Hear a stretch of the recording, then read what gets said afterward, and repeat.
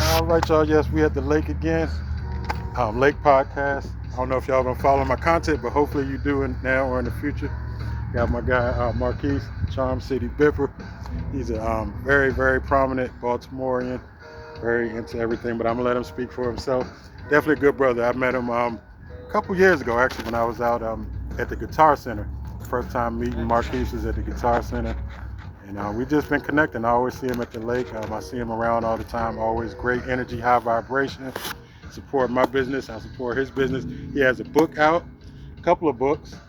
I'm gonna let him speak on the name of them. Tell us the name of your books, bro. So the first poetry book is The Birth of the Yogi.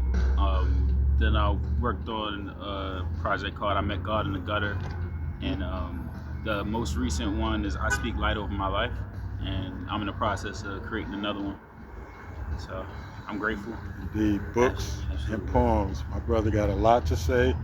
And I'm always listening. It's always very encouraging to speak to a young brother with, like I said, high vibration, a lot of intellect, a lot of critical thinking. And just trying to connect with the tribe, the people that are on that same frequency. And we want to document those good conversations, those good moments. So tell us a little bit about what's in the books, if you don't mind. So I did a poetry for each one. The Birth of the Yogi was inspired by my yoga journey. I started a yoga teacher training in 2022. And in the process, I had a lot of moments of self-reflection. Always been an artist, always been a poet. So the deeper I got into the practice, the further it drove me to my creativity. And I started to reflect through poems. So there were poems that came up like one day made better, as many days made greater. I'm uplifting you to be in a world that cares. If I keep it to myself, I believe that's unfair. The joys we're given are best when shared. It was these moments that I'm getting deeply conscious of how shared this experience is.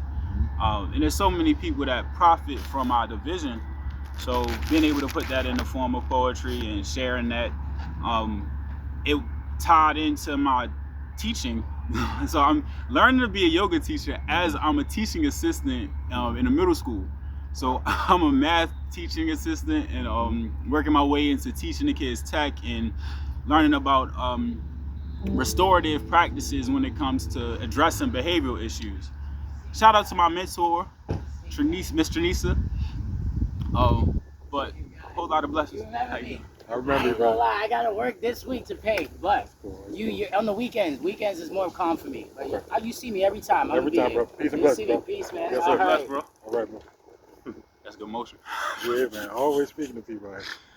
But, a lot of it was centered around just the sutras I was learning, some of the philosophy that comes with the practice, and it brought me closer to the Christian understandings that my grandmother gave me coming up, like the 23rd Psalm, in Psalm 91, Psalm 121. These stories, the stories of Job, the stories of David.